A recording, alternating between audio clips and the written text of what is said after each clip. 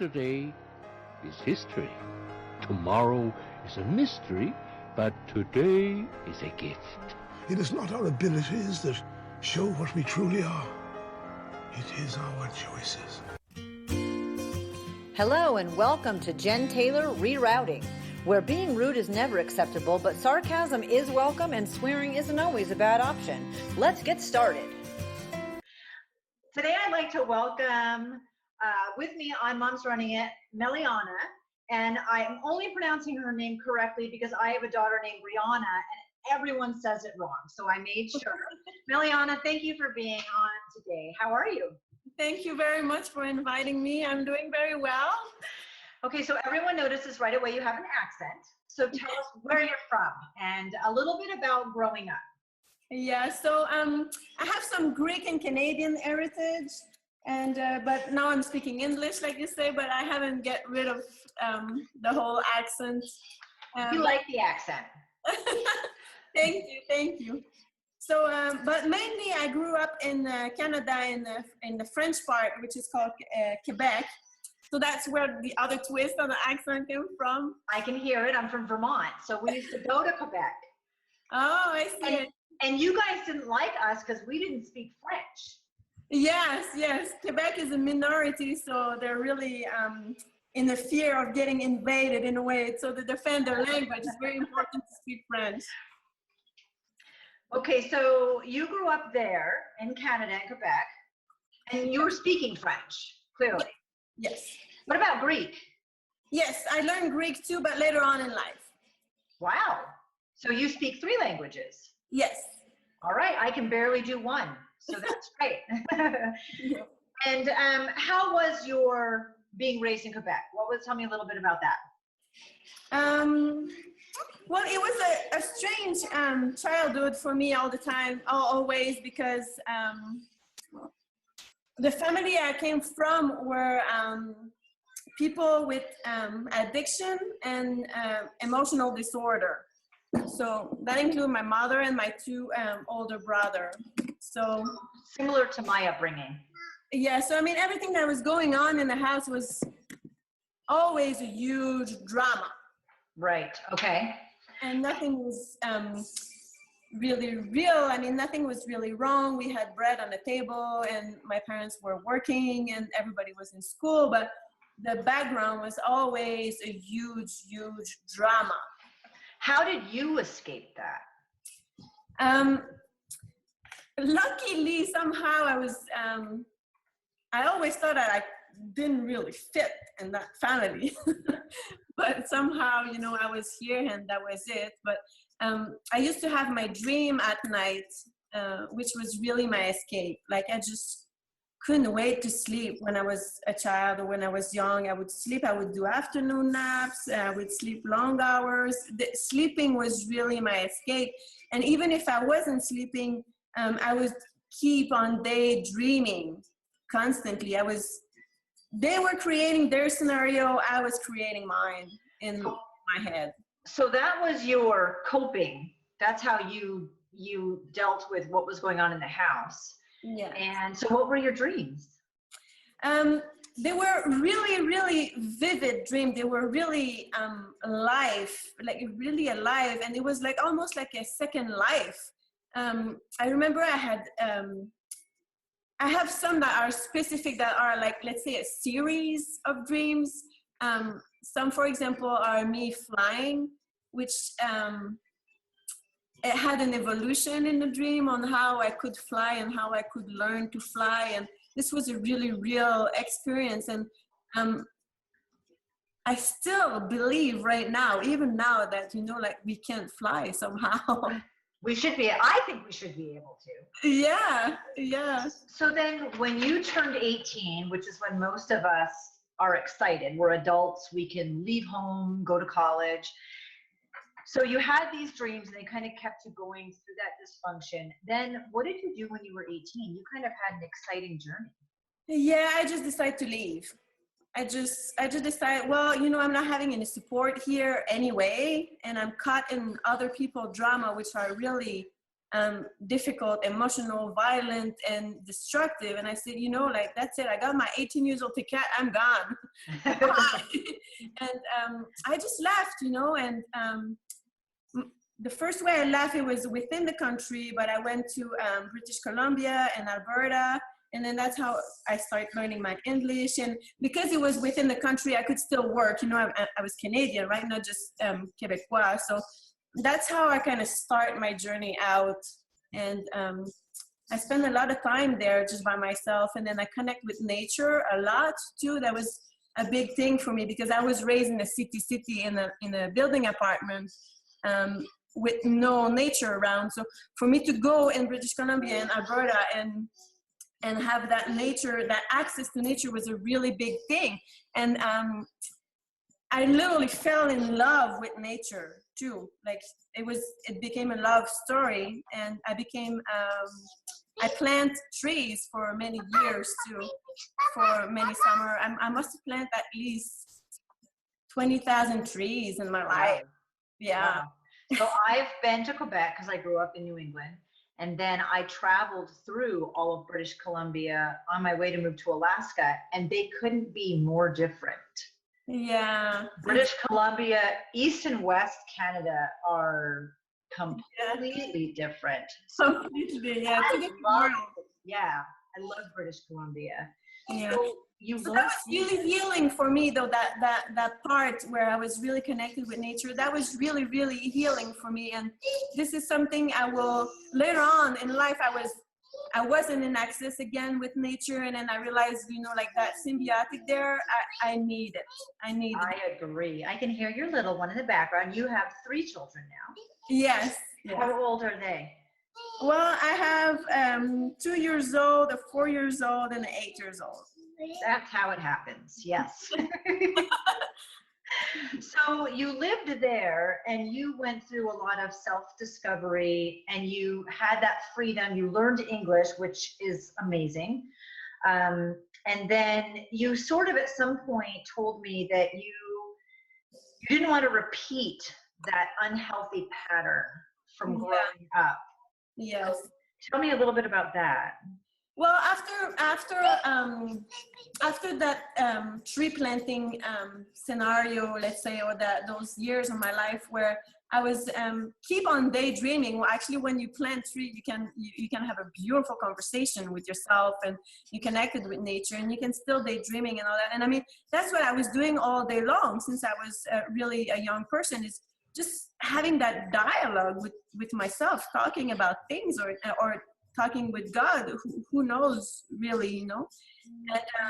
And after that, I kept on traveling with the money that I saved and all that, and then with that freedom, let's say that I had earned, I could see really easily that I could start partying and doing alcohol and then drugs too, and having food disorder also, and you know, and then that kind of scared me because that was really what was going on in my house, but from a different angle, which was like now me doing it for fun, but knowing that this in the end is really, really destructive from the image I was receiving from when I was young. So, but then I didn't know how to stop it either, because I mean, they're called addiction for a reason, right? Yes. If it would be really easy to say no, it wouldn't be an addiction. So I completely understand.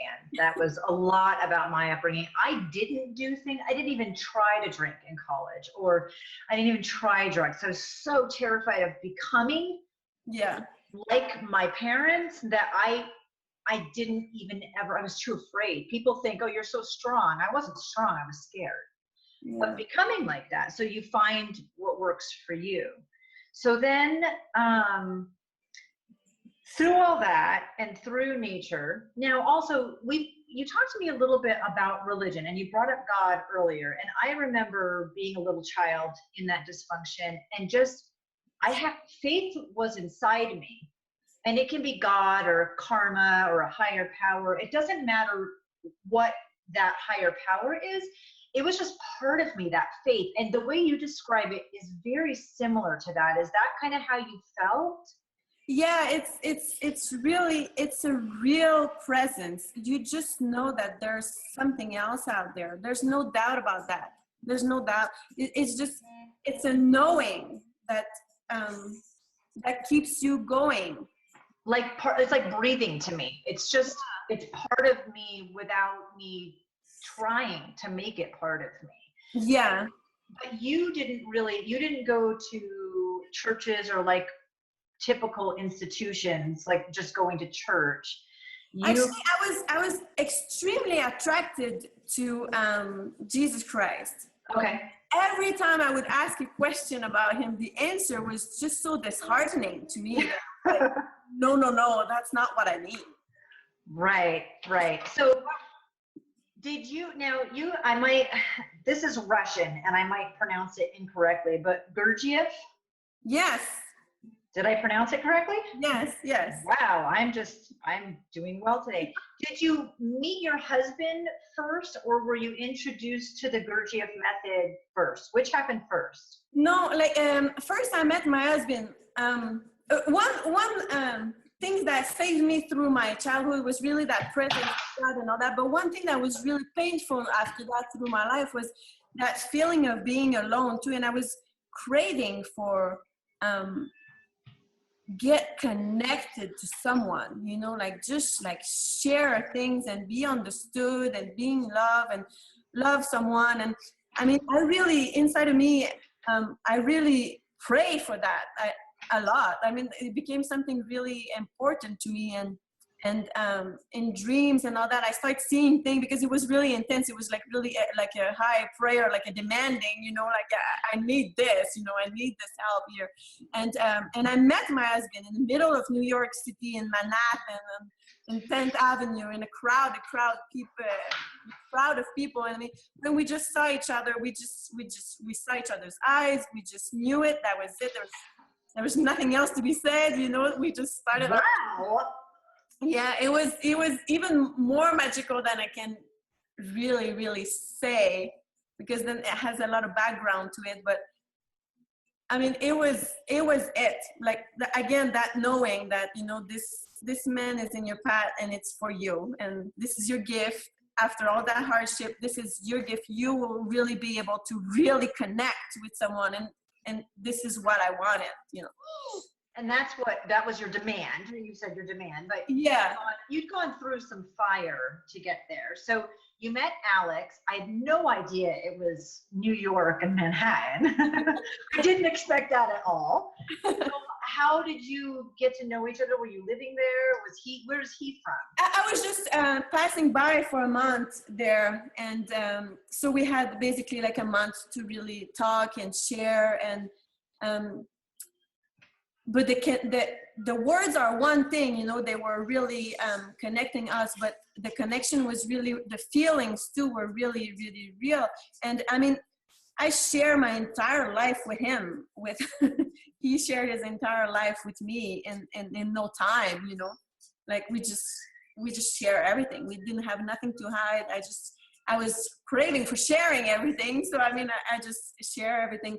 And when he met me, I was still struggling with how will I be more in control of my pattern, because I was seeing too, it's not only about drugs or alcohol or food addiction and all that. This, you can kind of control it, and when you're scared, you know the result, you will stop it. But there's also a lot of emotional dirt, like you get upset for no reason, you're out of control, and you know, I share with him, like, this is not me, like this is my family, but I mean, I don't seem to be able to control it or to get rid of it or to overcome it, you know. And then that's how he explained me what method he followed with him, and how that helped him. And as soon as I start reading him too, to me felt the right method and all that, and I tried that. And it's basically just a lot of self-observance, a lot of forgiveness, a lot of acceptance, and move on. And I read a little bit about the Gurdjieff method because I wasn't familiar with it, and I think it's called the fourth way. Yeah. There's 3 disciplines: yogi. I don't remember. I tried, but he was Gurdjieff was born in the 1870s in Russia and lived through the Bolshevik Revolution, and was kind of part scientist, part a lot of different things. Very interesting story. But he took kind of 3 methods and combined them. It's very interesting, but it kind of is. It is about forgiving and loving and moving on. And a lot of self-observing. Right. If you're really aware of your own thought, what you're thinking, what you're feeling, why you're feeling this, why you're thinking this, why it comes from, and really accepting all that, not excusing it in any way, accepting it and all that, that brings a lot of light to it. And that was a big tool for me to just let go of all those things once you really see it. Right. And it's a lot of enlightenment. I love that you use the word light. I love that. That's a beautiful thing. And it is a journey. And when you come from, we all have a story. It's all different and they're all just as important. You and I share a very similar story, but it doesn't matter what that struggle is. You carry that baggage on your back, and it pops up at times that you don't, it's not intentional. And it comes from a place of fear and darkness. And so that light, that's so important.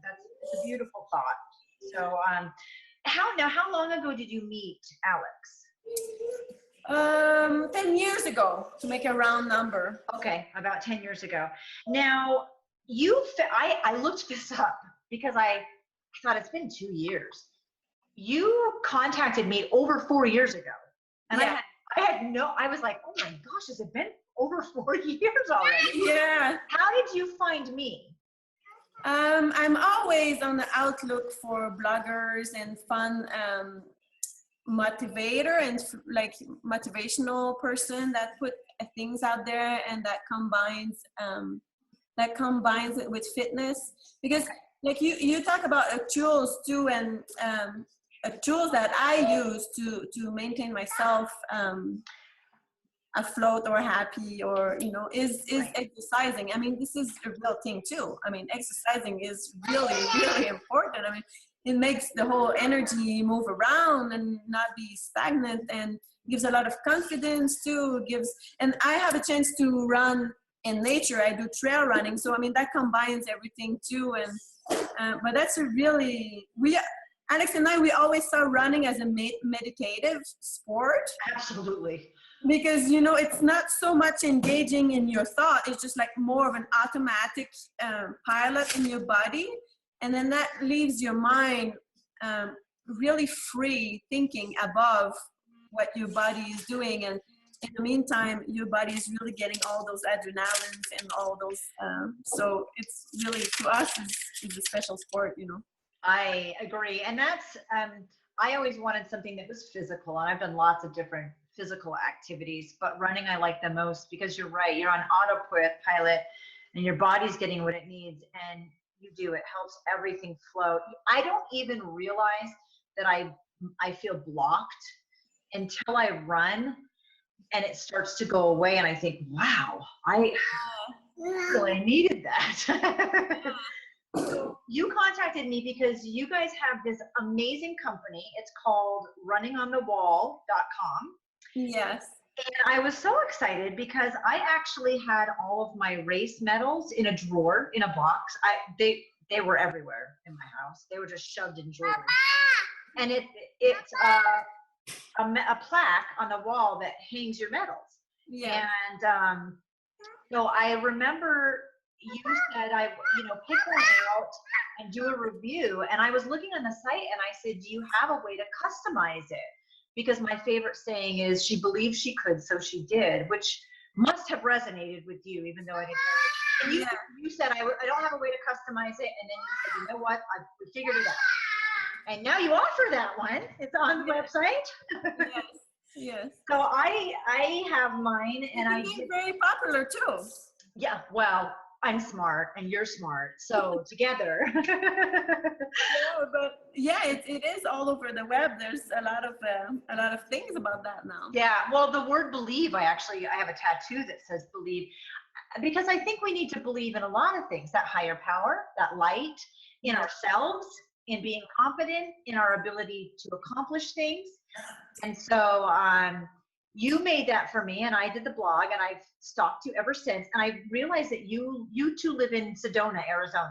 Yes, we now live in Sedona. and I lived in Sedona. And so I had a family reunion 2.5 years ago, and I tried to, I'm coming to Sedona to hug you, and we missed we didn't catch each other that day. No, and I haven't been in almost 3 years now, 2.5 years now. So I haven't been back since I contacted you last time. So how did you guys end up? You met 10 years ago. You married. Your oldest is 8. So how did you end up in Sedona, which is one of the most beautiful places I've ever been?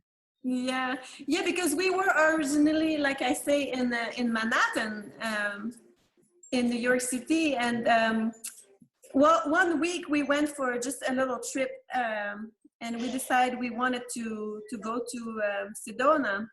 My husband always have heard the name, and he's been reading about it. He'd seen picture about it and all that. So, we're like, hey, why don't we just go and check it out? And we really fell in love when we came here. To us, that was a beautiful combination of being able to have a house somewhat in the park, being close to the trail, really.